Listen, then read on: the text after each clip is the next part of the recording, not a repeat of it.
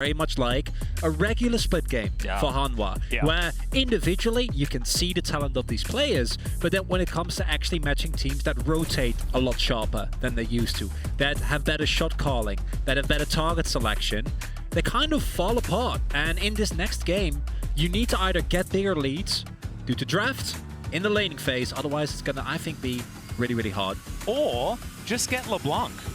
And that's kind of what they have the option to do right right open. here. They certainly do. I 100% think you first pick this because this is where you can actually have Chovy on a champion where LeBlanc is the most I can be anywhere, I can do anything. If I win lane, I get items. I can actually blow up almost any squishy champion in the game. Very difficult to track. One of the highest skill expression champions you have in League of Legends right now. It is the Chovy champion for this meta. And I cannot believe they banned Jarvan instead on red side. And that, to me, leads me to believe that T1, you know this is coming, right? So this is going to be a very clear cut. Let's not forget that, as it will be the Lissandra, which has been the go-to counter pick, that T1 also have let a Yuumi go through, and actually were able to punish it, unlike many other teams. Yeah, no, that's very true. Faker had gone for the Lissandra. Actually, like, part of me wanted Faker to pick Morgana for revenge against Pawn in 2015, but not going to be the case. This, and of course, doesn't work the same way as it used to, as Varus being considered once more. This was Deft's go-to pick back in the day when Varus was out of meta, actually. Yeah. He'd play the lethality Varus when he felt like a lane was something that he wasn't going to be able to win, and now up against the Aphelios, he's going back to it one more time. I believe we have not seen Varus at all so far yet at Worlds, I think this is the first time, and he's going to lock it in here early on. Now, the Zhao, I'm not a huge fan of, but you do have a lot of poke, obviously, with both the LeBlanc and the Varus that set up engages before the Zhao actually goes for that full-on engage, but did not go well for Willer last game, and so a little bit shocked that he's shying away from the Viego, or at least saving this pick until later. I was kind of hoping to see a poke comp come out. I think the Varus and the LeBlanc work very well together. Use the Varus to get targets low, and Chovy can go in and blow them up instantly. But instead, you go for the Zhao, which I think the 2v2 is strong with the LeBlanc, right? Kind of acts as a lead light. But here it is, again, the Poppy that Oner has been able to pull out, and the lockdown and peel that is already available for T1. To both protect Gumayusi and also proactively find target, kill target. It's going to make the life of both Xin and LeBlanc so much harder. I think you've got to ban away the Thresh and the Lulu here as HLE Esports. That does still leave open a lot of options. The Rakan is banned by T1. They have no interest in picking that one. But even if you ban both of those, they can still pick up the Leona, which is very strong with the composition they have as well. So, I mean, it is looking very good for T1 right now. Now, the Canna targeted ban on this Kennen is so huge. You've taken away his two most played in the Jace and the Kennen. And historically speaking, especially in this tournament, T1 have relied so much on Canna being the damage. With Lissandra, you have a lot of utility. You have the ability to shut down this LeBlanc. But you still need more consistent damage, and Canna on this Jace, or rather the Kennen, could have done a little bit of engage and damage, but you've taken that away now. Yeah, you've actually taken away his entire World's Champion pool.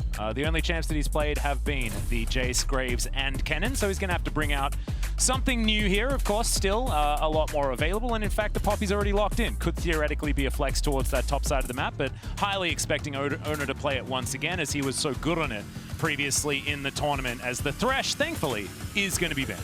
I'm thinking Gwen. I think that a Lulu-Gwen rotation here for T1. So good. It works really well. Gwen was a really big pick for Canna, even in the LCK Summer Finals. It's basically been his go-to outside of some of the major picks that we've seen. And this is a really interesting pivot, and kind of, to me, yeah, I'm really happy to see this, because look at what is still left of Morgan's champion pool, right? I think most picks that you might be expecting, think of things like the Renekton, think of things like the Oner. Both of these you're completely fine playing the Gwen into. And if you look at the lanes that are already available for T1, you can choose to play towards that Gwen, or you can just leave her on her own. Canna's shown that he's been able to sustain himself without resources, scale into 2 items, and then be an absolute menace in both team fights and side lane. The Nautilus coming through here for Vsta, which is one of his best champions actually back in the LCK, is an interesting one because it doesn't feel inherently strong against what T1 is running. You can try to disrupt some of the front line with this, but it means that I think you're going to really get outpaced in the mid to later parts of the game. You're not going to be able to have that much power roaming mid either. Now, I like it more when you do see this Renekton coming through, because now you have a lot of lockdown, you have a lot of CC and burst damage, but I think this is a pretty easy Lulu 5th pick here for T1 now. But with the Renekton, they pivot to the Braum, and you can't hate it. I think the Lulu would be a lot more powerful for what this composition does because you already have such a great front line, but the Braum is so good into the Renekton. Yeah, trying to mitigate some of those melees. I loved the look on Morgan's face when he got his Renekton. Of course, like, we've been talking about Morgan's improved, things like that. No, Morgan just started picking Renekton again because that is the champion that is 150% his comfort. Of course, Lyric already letting us know on the desk. There's a team called WE. Yes, I believe there might be. They've been around for a while, as it turns out. I feel very scared for Hanwha's chances in the second game because I look at his draft and I think that it is just, if you don't get ahead early, it's way worse than last game. You're playing into Gwen with a bunch of melees, right? And then you kind of have the Varus, which is something. But he gets negated by the Braum. You have lockdown in the Lissandra. You have engage in the Poppy, as well as a lot of tankiness between those two champions. And you have Gumayusi's Aphelios yet again. Yeah, do you know what it looks like to me? It looks like the draft on Hanwha Live's side was a pop quiz. And T1 got all of the answers right. It does feel that way. Were locked in. And I think the Poppy is just so powerful right now in this meta. It's strong against LeBlanc, very survivable. Obviously, the dash being a bit of an issue there for Chovy. I think Chovy's, and Hanwha Life Esports' win condition here is going to be blowing up Gumayusi. If you can blow him up, this team's composition in terms of sustained damage goes way down. So you're going to have to protect this guy. You're going to have to make sure you know where Chovy is at all times. You need to know where Varus is. You need to track him because if he ends up hitting an arrow, then Chovy dashes in and gets that kill. Suddenly, it's a 5v4 fight that Hanwha Life Esports wins without Aphelios almost every single time. So that's got to be your win condition. Even then, I think in the late game, once Canna has 2 or 3 items, that is not enough anymore. Like, that, you still need to take into account how much damage this Gwen is going to be able to do, looking at the champions that Hanwha Life have available outside of Chovy. Dealing with that Gwen later on is going to be such a nuisance, and Hanwha Life, first 10 minutes, better get ahead in every lane. Yeah, let's see whether they can do that as we are onto the Rift for game number 2. Yeah, I'm just thinking about this from Deft's perspective after 20 minutes, and that is a game that I don't want to play. No. Personally, you don't have any mobility at all, and T1 can jump on you from almost every single angle. It's very, very scary. And also Braum. Yeah, no, there's no good news. No, it's just Renekton could get kicked out of the team fight by Oner. It is very difficult. I mean, either one of these frontliners for Hanwha Life Esports is going to be removed in an objective fight, very likely. So it feels like Hanwha Life Esports desperately tried to copy someone else's homework almost even in terms of that, for going back to the reference you were saying earlier about the pop quiz, like in terms of how they wanted to finish this draft, because I understand Vsta wants to have power in mid, wants to be able to maybe threaten Faker so Chovy can get a lead and get ahead, so he wants to be on this roaming support. They have enough prio with this Varus into the Aphelios. I do like that because that's one lane where you can get prio, then you can send Vsta to mid and hope to get Chovy that money he needs so desperately early.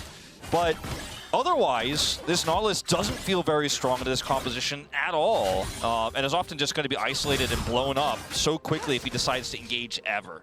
Yeah, and I'm sort of looking at this game like, Chovy, okay, that's an interesting one. Gets himself an electrocute proc, as Faker has taken the aftershock. Not going to be any electrocution Lissandra's this time around. Pretty happy with that. As Keria now sitting in the brush, gets a bit of a thumbs up here, as Deft is just going to walk away. I like the electrocute more. I think that the value of Aftershock early on is pretty relevant, but then you can argue, as Faker, later in the game, your only job is utilize your passive and protect the rest of the team. Yeah. And this is, of course, our featured matchup, presented by Mercedes-Benz, Chovy versus Faker. And already, you know, Chovy doing okay in it. It's Faker down underneath 200 health, but it's not exactly the greatest early on here for the Lissandra, but she is pretty good at weathering the storm and denying all of the jump-ins, as that Circle of Frost is going to indicate exactly that, but of course not enough just yet. If he connects that chain there too, Faker might have to blow a flash there, is going to be forced out of lane. And that, of course, will be matched by Chovy. But yeah, this is where Chovy found a lot of success in game 1 early. Was behind in CS, technically speaking, at 15, but did threaten Faker, prevented him from using teleport. And once again, you're seeing how strong this player is at early lane. And it's not impossible, right? Because if I remember correctly, it was Jensen into Icon that was actually able to, in this counter matchup, still get the upper hand, still be able to find repeated counter kills. Yeah, and I mean, it's a loose counter matchup. It's a post-6 counters. We've actually seen that in other regions, like us here in Korea, we think that Lissandra very good into LeBlanc, but we've seen in other regions that hasn't even worked more often than not. Yeah. So it's not 100% or anything like that hard counter or anything, as Oner moving up towards the top side of the map. Morgan actually playing this one out pretty well so far, but things very, very even. And we've already said Hanwha need huge leads if things want to be good. Already a flash on the bottom side as Gumayusi gets himself out of the way. The Gravitum comes on through as well as Deft walking away level 3, so he can't use the ult or anything like that. It's Keria. He wants even more. The passive stacking up the flash eventually comes out, and T1 brute force Hanwha life out of the lane. Double pots had to be used here for Deft. I mean, he barely gets out of this one, and now you've lost control of a lane that you already had pushing power in, and feels like a little bit wasteful to go for that type of all-in. Losing your summoner as well here. Yes, you still have the Hex Flash here as Vsta, but it's painful. One upside here is that if you can set up a play or maybe a possible dive around Gumayusi at some point, now that the flash isn't available, that might provide you a little bit of counterplay, but as a whole, probably going to be the same story which we've seen throughout the entire tournament, which is Gumayusi gets Aphelios as Faker. Yeah, gonna have to claw his way out, and he does so. But Chovy once again with a lot of control on the wave. And now, if Faker goes home, it's going to be a lot longer before he makes his way back to the lane, as Vsta also unlocked on his way back in after having to blow that flash bottom side. So the type of play I was talking about with this Nautilus that we see from Vsta all the time. It's something Keria loves to do. Effort, of course, from the LCK, very famous for doing this on the Nautilus, where if you have something like a Varus, you can keep that lane pushed, you have the prio, and then you just come up mid, and if Faker is not here, obviously you don't look for the pick, you just help push the wave up and grab some of that extra CS. So it's being nice here for Chovy. We'll get a free back as a result. Liking this from Vsta, helping out Chovy, who really wanted to back there, but the wave not actually crashing. So getting a little bit of help there from his support, making sure that those stacks stay down and you share the gold that is available to you. And again, Canna not really getting any resources. Really a big switch up that we've seen here in style from T1. Especially recently where they have been focusing so much on Canna, but so far, it's working out fine, right? Gumayusi and Keria are able to generate leads quite aggressively. Yeah, Oner as well with a decent lead in the jungle. Hit level 5 a little bit earlier. Is able to be a couple of camps ahead of what Will has been able to do as well. So far, the Poppy, not exactly active as far as getting lanes ahead, but certainly is able to do a lot of work for himself. As Canna now looking for his first plate of the game, and will snip that one down very comfortably. Yeah, Morgan saves his teleport, wants to have that for a potential skirmish on the bot side of the map where Oner has been hovering quite a bit. You see he's taken away the Raptor camp now here on the blue side. So having that teleport in those bot skirmishes, that was something Lyric joked about earlier on for the early game for this Renekton player. It's certainly something that could be very useful in the next upcoming moments. Because speaking of which, I mean, you could see the group up here. Willer is scouting this out. And having that teleport right now is so critical for Morgan. Really like this read here, because you see the camp is gone, you see the ward, it's relatively fresh, so there's a reasonable expectation that Oner is still hovering about top side. Vsta and Deft play accordingly, very respectfully, and with that knowledge, Morgan also, again, available to shove in. And the problem, of course, inherently in this matchup is, yeah, he gets a plate. I think he does really well in the 1v1, as should be expected of the Renekton early on. But this is not the kind of lead you need to secure against the Gwen, because once that Riftmaker hits, it already becomes a lot harder to just stay away from the threat of an all-in with needlework, and then post-Sakam item, it's much, much worse. Yeah, I want to see what happens after this first Rift Herald, because that's when things can really get out of hand. That was a sexy follow, but not actually going to eventuate, result in anything. Well, I mean, he gets a nice trade here once again. Looked very, very cool. It did look cool, and Vista's here. I mean, we've talked about this so much power here with this roam. Double backs. Hex Flash? Oof. Needs a few extra links in that chain, unfortunately.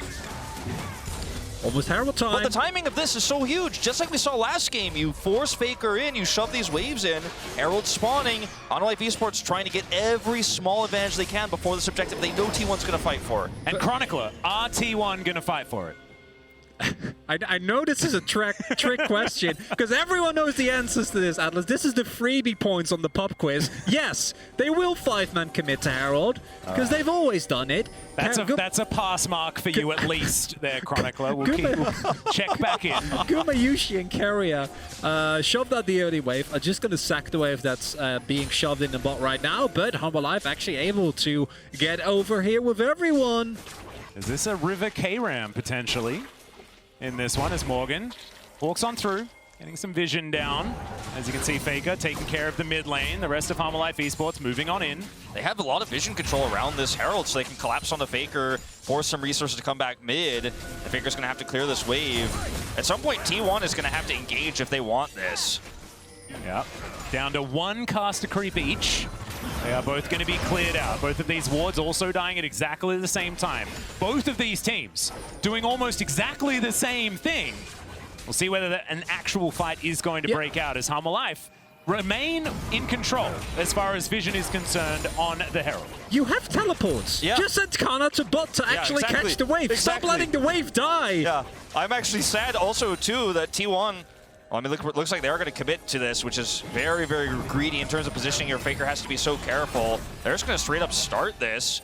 Oh, engaging in onto T1 is dangerous, though, as we've got a back coming through from Morgan, maybe thinking about getting himself an item. A teleport coming on down from T1 as Faker's going to get hooked, has the ultimate, keeps himself alive. Chains of Corruption come out as well, though, as Deft looking for some arrows. Shelly getting in amongst it as well, as she eventually decides that she wants to get out, as Chovy bullying Gumayusi away from this pit, and T1, they don't want the fight. T1, I mean, they really just got completely out-rotated here. Morgan's on the backside, by the way, and is going to be able to catch this wave, but hit point advantage goes to Hanwha Life Esports. They've got long range engaged too. You have to respect this as T1. This could be a huge mistake. There's a teleport coming through top side here. That's the second teleport to come on in. Faker, no flash available, but now has full health once again. As Morgan, he can blast cone over, but the information is now there from T1. They know that this isn't going to work out, as Oner is going to steal away the Rift Herald. Now Morgan diving on in immediately. He gets exhausted. Canna looking for Willer on the backline, but has he overextended? It's a question. Morgan staying alive for so long, and first blood goes to Faker. Chovy gets smashed into the wall at the back of Shelly's pit, but does make his way out. Gumayusi trying to get him, as they're not going to fall for that funny business. It's a double kill for Faker, and T1 a huge lead in the early game. It would not be an LCK quarterfinal versus LCK v LCK quarterfinal, but we're going to have crazy extended fights here on the Rift Herald, and I got to say, T1, it looked risky, it looked really greedy. They were there with low health points, but when they put that ward over the wall, I think it was Faker who actually hit that blast cone to keep Morgan out. That was the turning point. You push Morgan away in that moment, he can't come in on top of everybody else. Faker teleport to the top side of that fight at the beginning was really scary, but they ended up winning the fight at the end of the day, and so much aggression, so much all-inning from Hanwha Life Esports. Chovy's not able to get the kill on Canna, who's now going to get a ton of extra gold on the top side of the map. And here in the X replay, look at this blast cone. I think, yeah, this blast cone is really, really big. I think in general, just again, the limit testing that is being found here by T1 is incredible. Like, look at how confident Canna is playing. Misses some needles, but the amount of damage that he soaks is up to the very limit. Gets healed by Guma once he goes back into the rest of his team. Barely stays alive as Chovy goes in, but in the end, it's T1 that's standing. My main issue with this fight is not how well it's played out, because I think both sides did well, but why did we stand there for 2 minutes as multiple waves were just being thrown back and forth in that bot side? Not necessary at all. However, like last game, the fight I think was played out nicely by both sides, and the end result, T1 is the one that are very, very happy by the end of it. I think the pessimistic LCK caster take on this is not a good look for our region, but you know what? It was certainly flashy, okay? No, it was beautiful. Dad Wolf makes his return to the world stage. I like it.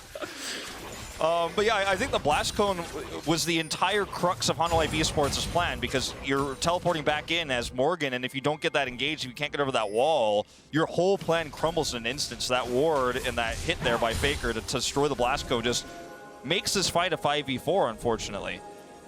So we're going to see a bit of a support battle here on the bottom side of the map. This Drake is the next objective to contest, and right now, Faker has control of the mid wave. Oner's got the faster rotation. Yeah, Deft actually going to have to cleanse very early on in this one just to get rid of some Winter's Bite slow.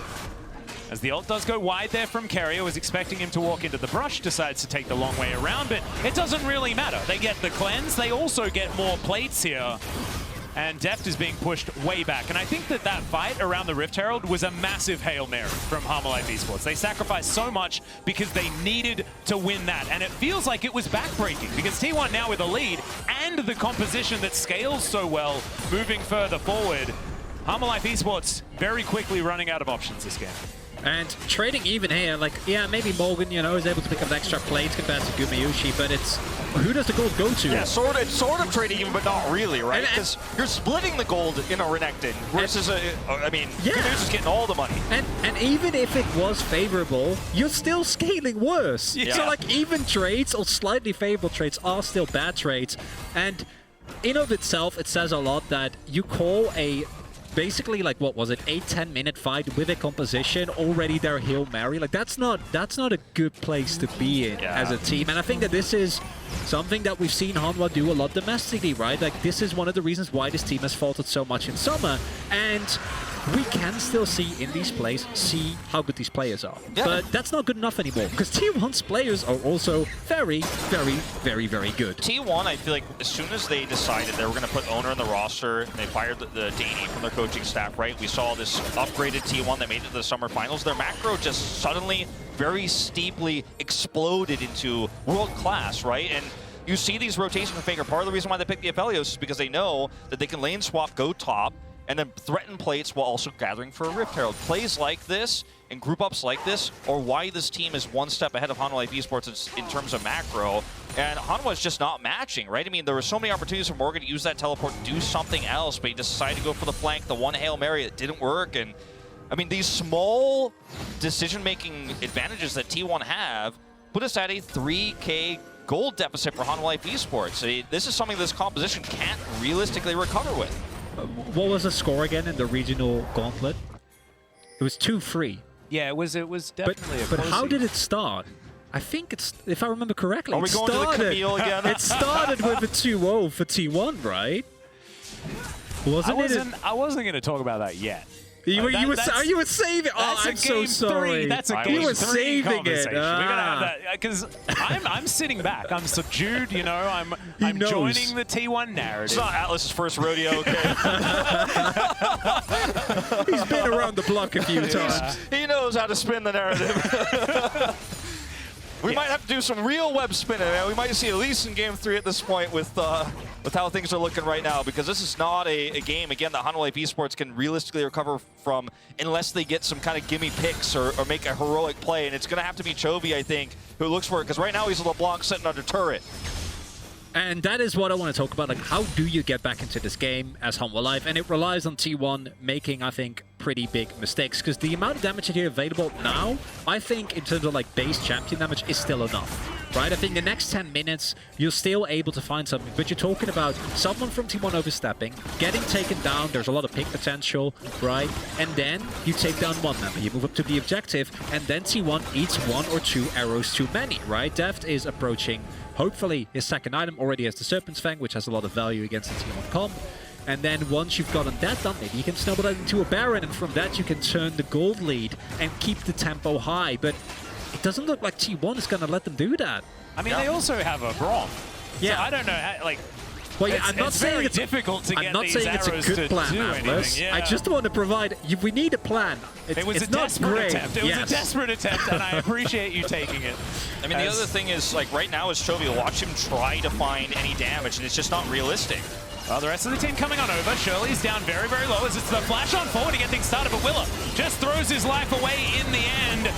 Canna, yep, pretty immune right now as Vsta looking to try and get his way out. Oh, not quite able to land the passive just there as the piercing arrow does a lot of work. Canna eventually, with the help of a few dots, is able to take down the Nautilus. As over the wall goes Chovy and into the death chamber with him as Morgan as well, trying to walk his way out. T1 extraordinarily far ahead right now, 5-0 in the kills. Shirley steps up and they're looking to break down this turret as Canada's standing in, getting a bit of his thumbs up out there.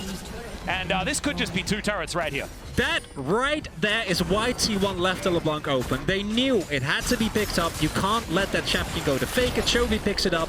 And then you have a composition that doesn't let the champion play the game. I mean, every time Chovy goes for something, he gets blown up. Everybody's grouped up. You've got a Braum. There's a lot of CC here on T1's side. And you're trying to poke a Poppy. I mean, that was the target they chose. The Crescent Guard wasn't on the target you want. You have to be able to hit those squishy back targets. We see a flash is burned here.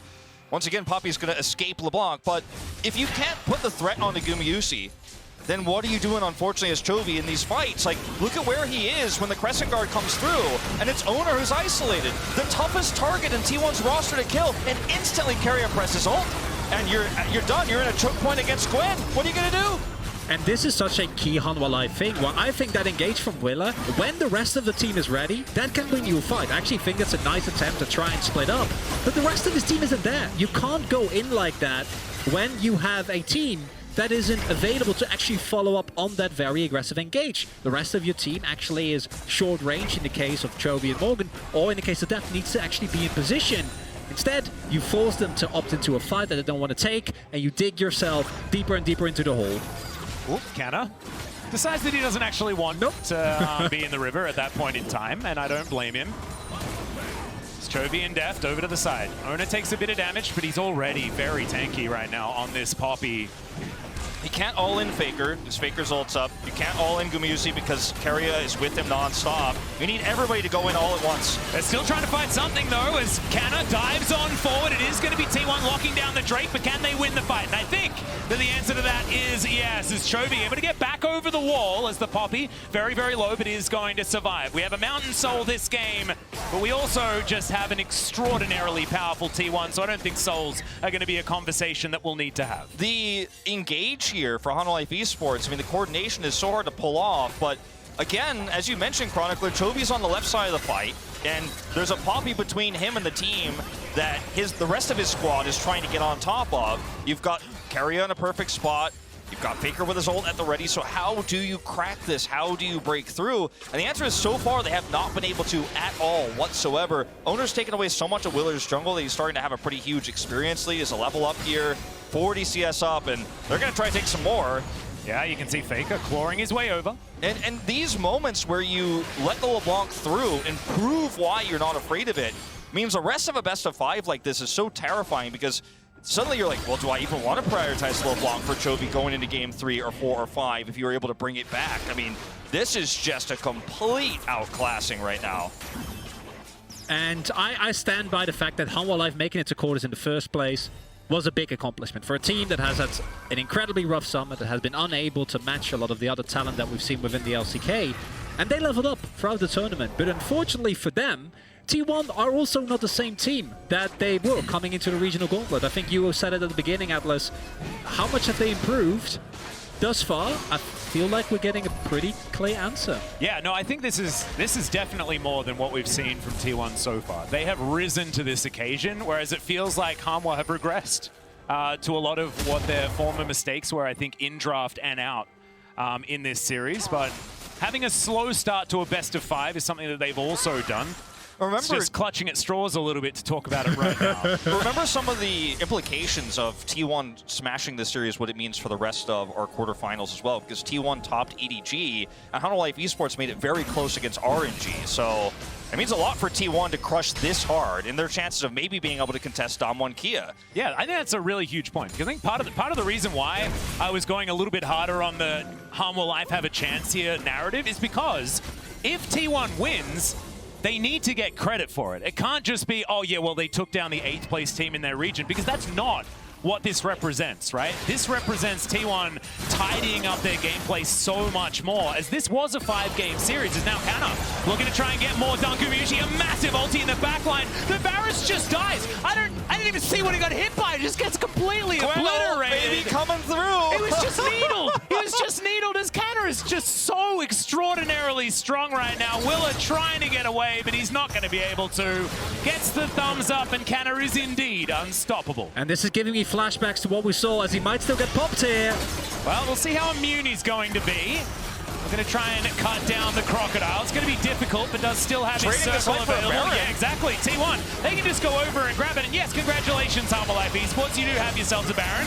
But Faker is going to come through and try and do a 1v2. Ults himself.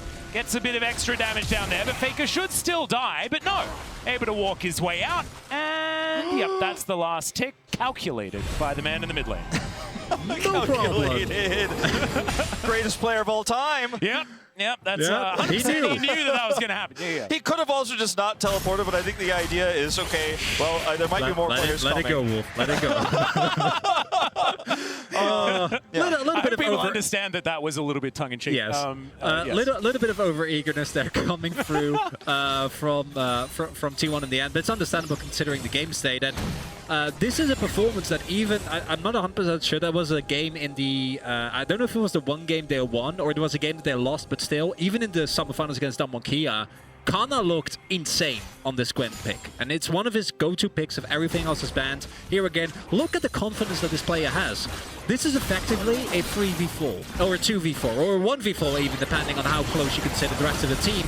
Yeah, like, and then just needle, and he does. And he was barely on the screen. He was given so much gold early, and I mean, he's in such a lead right now that you could easily make these types of plays against a very squishy Varus, who has no protection with the support that they've chosen for him, right? He's playing with a Nautilus. There's no way out of this one, I'm afraid, and Morgan wasn't even there to peel. Yeah, I'm starting to see why Varus hasn't been picked so far this tournament, as Deft has had next to no impact on this one whatsoever.